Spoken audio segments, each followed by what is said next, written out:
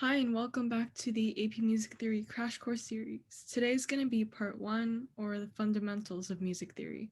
Basically just the rhythms, pitches, and scales that you'll need to know to ace the test. So let's get right into it.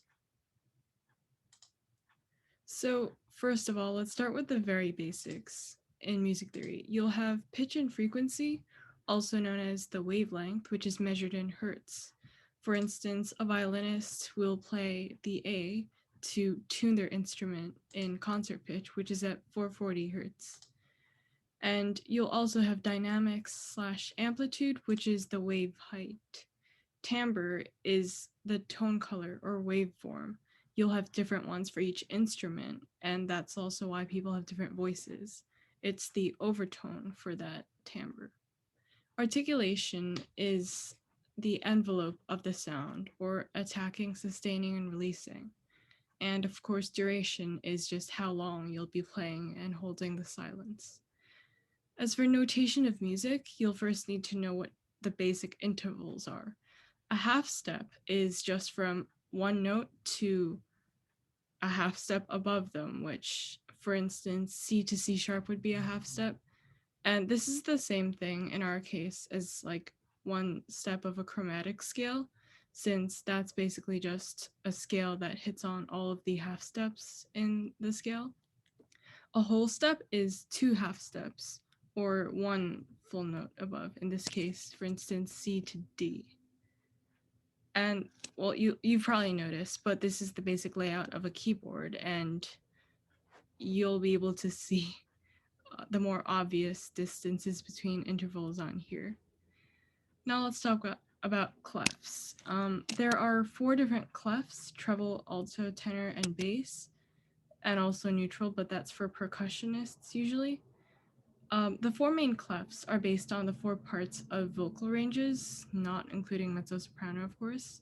The 4 vocal ranges are soprano, alto, tenor, and baritone, which is essentially just bass.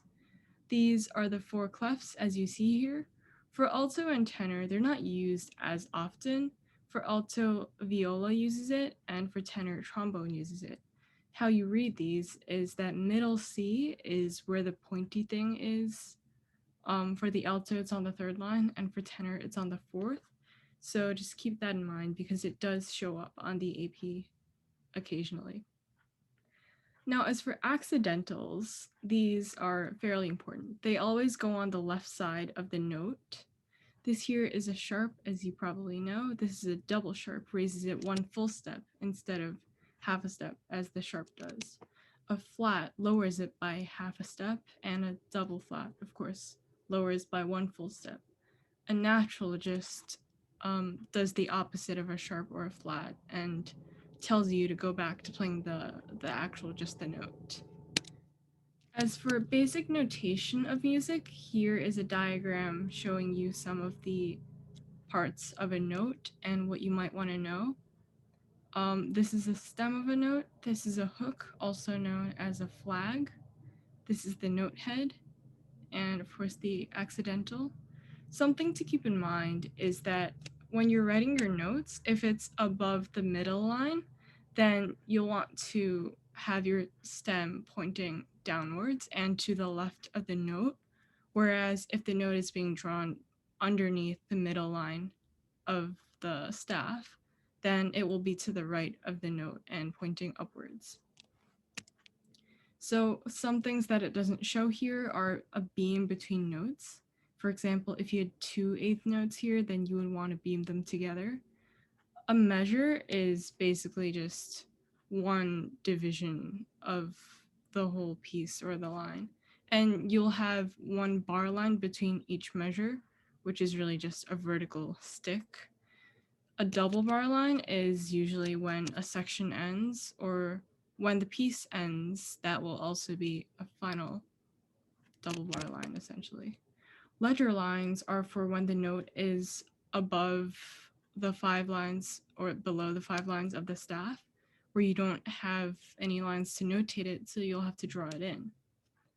And staves are basically just multiple staffs. For example, For piano music, they have what's called a grand staff, which is just two staves bracketed together. A system is really just staves bracketed together. Now let's talk about rhythm. Rhythm is just the relationship in duration of notes and rests. Here is a helpful visualization of the relationship between duration of different notes. Same thing goes with the rests. Each of these respectively go with what's shown here as for a relationship. If you see a dot, that just means an extension of the previous symbol by half of its duration. Even if you have two dots, the second dot just means to extend the length of the previous dot by half. Tempo means speed of the beat. You'll usually see that notated by words in Italian, such as andante or vivace or such. Now let's get into meter. This is a very important concept that will appear likely in multiple choice, likely in part A or part B, since you might have to answer a question about the meter of a section of a recording if they play it. So for meter, you have two parts of a meter: duple, triple, and quadruple. That is the first part. Duple means there are two beats per measure. Like the 1-2 here is just so that you can visualize. If the rhythm goes like 1-2, 1-2, then it's likely a duple meter. Triple meter means that there are 3 beats per measure, or 1-2-3, 1-2-3. And quadruple is obviously 4 beats per measure, 1-2-3-4. In this case, the 3 is also slightly emphasized, just not as much as the 1. So that's something to keep in mind.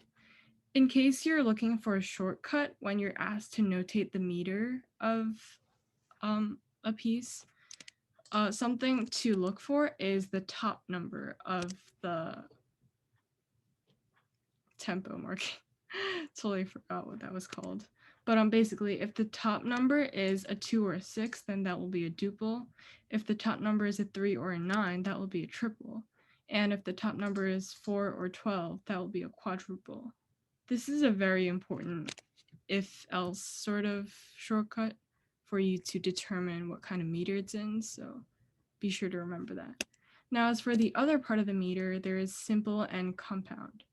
If it's simple meter, that means the beat is divided into two parts, with the exception of 3/4 time, which is also simple meter. But anyway, the shortcut tells you clearly that if the top number is 2, 3, or 4, then you know that it's in simple meter. And for compound meter, that is divided into 3 parts. So if the top number is 6, 9, or 12, then you know that it's in compound. A tip is to not distract yourself with what's on the bottom of the time signature, because sometimes you can get confused as there are two numbers. And as you probably know, the bottom number just represents what you're taking as the measurement of one beat. Like if it's a 4, that means you're using a quarter note for it. If it's an 8, it's an eighth note, and so on. Now, these aren't really exceptions, but just things to keep in mind.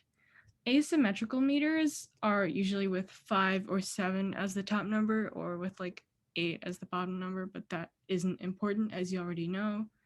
They're usually split 2-3-2 or 2-2-3. In the time signature, it might be written as 2 + 2 + 3, literally, over like 4 or 8 or whatever it is on the bottom. So if you're listening to it, it's not as hard to tell as you might think, since it's kind of emphasized in the playing, and you will notice. Now, as for the other exception, triplets and duplets, they occur when you divide a beat into an odd number of parts, and you require a bracket and a number on top. An anacrusis is just a pickup note before the first measure of the piece. It also adds up to one complete measure with the very last measure of the piece. So it kind of like repeats if it's, for instance, a lullaby or something. Here is an example. You can see that it starts with a quarter note when there's 3 beats per measure. So that's something to take note of. Now, syncopation is stress between strong beats, usually created by dots and ties, but also not limited to those. You can have rests or something else to also create them. They usually interrupt the rhythm and are found in jazz pieces such as ragtime. In case you're not entirely familiar with how syncopation sounds, it's really just, for example, tying into a downbeat. Like, for instance, let me play an example for you really quickly.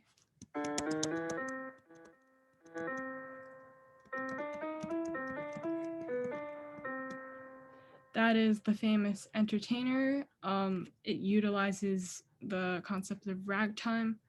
Basically, it just extends or ties over into a note that isn't really supposed to be accented. Yeah, pretty much. You would think that the notes, for example, 1 and 3 out of a 4/4 time signature are supposed to be the notes where you, for example, change notes for a tie and like you want to accent them because they are technically the strong beats. Syncopation just ties over that and emphasizes the weak beats instead. It's very noticeable in actual playing and like in recordings, so you should be able to tell.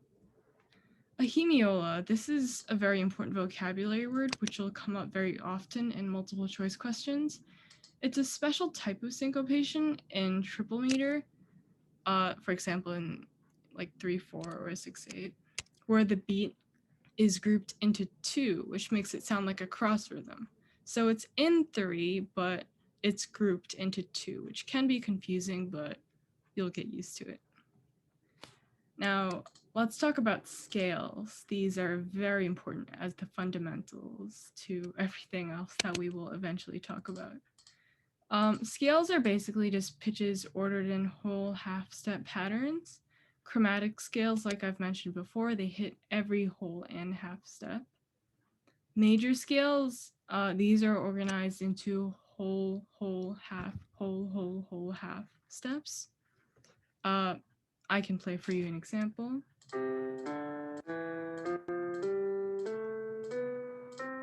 That is your classic C major scale. And major scales are very different from minor scales in that you only really have one variation of them. With minor scales, you have natural, harmonic, and melodic scales, all of which are different forms of a minor scale. So with minors, natural minors, they don't have any alterations from the key signature that you have after, any note, really. All minor scales have the first same 5 notes to begin with, called the minor pentachord, but after that they differ. With harmonic scales, they raise the 7th scale degree, both going up and coming down. So it's very distinctive if you see an accidental on the 7th when it's coming down in a piece. Let me play an example for you.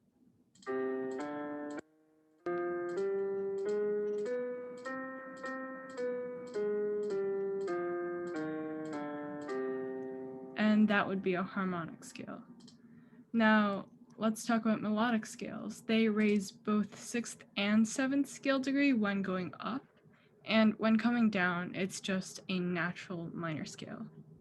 So let me play that for you.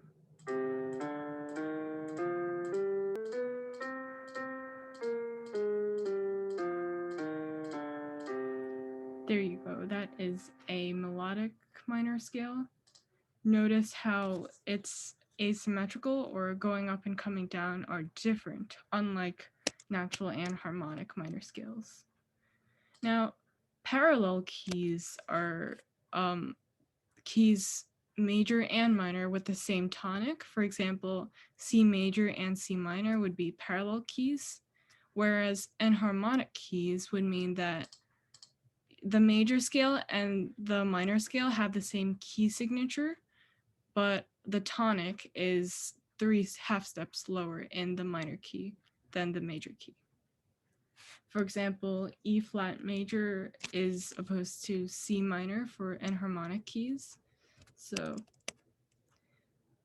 a circle of fifths is a very helpful tool for you to both visualize and I guess calculate scales in their respective number of sharps and flats.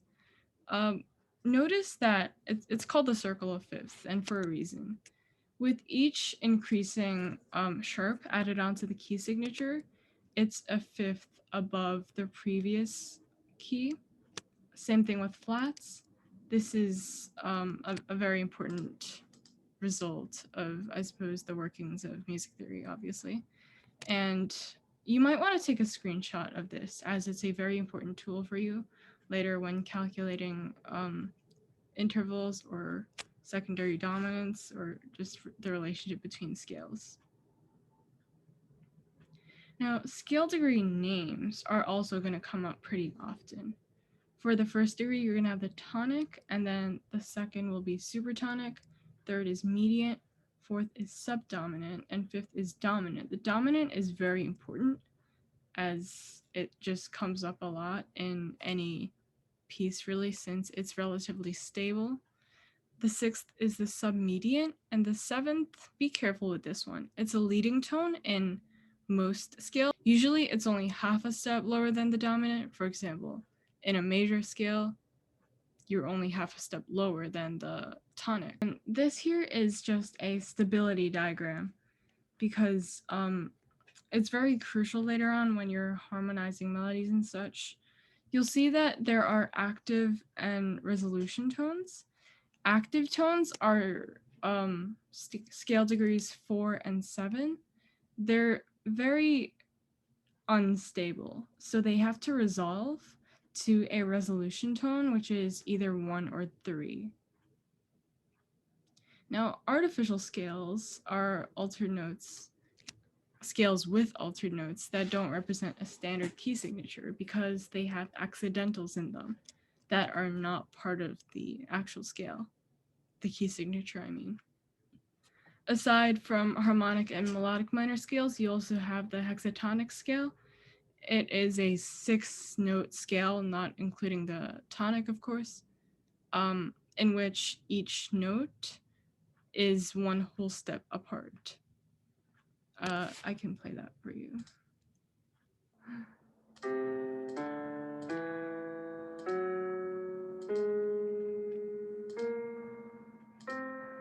Yeah, there we go.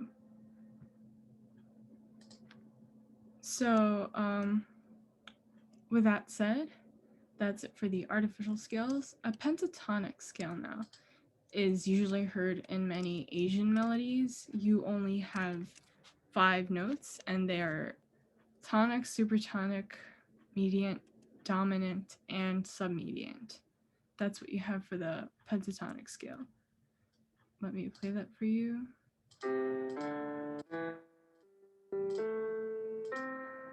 You'll notice that it does sound very East Asian. You'll hear that a lot in Chinese music and such.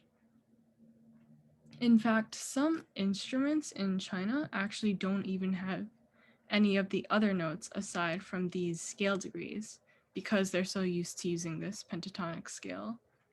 Yeah. Now, the last thing for today, let's talk about modes, which are basically just rotations of a major scale.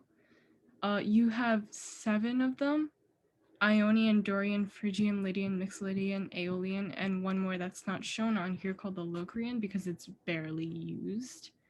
Ionian, Mixolydian, and Aeolian pop up a lot. Ionian because it's literally just the major scale. Mixolydian, not for any particular reason, just that the AP test really likes it, so you might want to remember that one. And the Aeolian because it's the natural minor scale.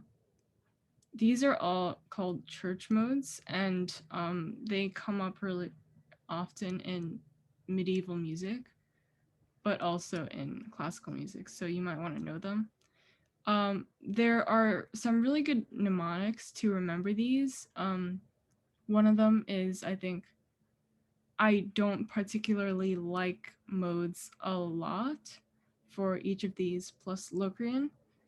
Um, you can use that to remember it. It's really up to you whether or not you use mnemonics, but they can be helpful if you're trying to remember the order of them. So that's all for today. Thank you for watching, and if you have any questions, please feel free to reach out. I will once again link this document and I guess the piano resource in case you guys want to try that out in the description for you guys to see. And I hope this was helpful. Yeah, have a great day, and feel free to subscribe if you want.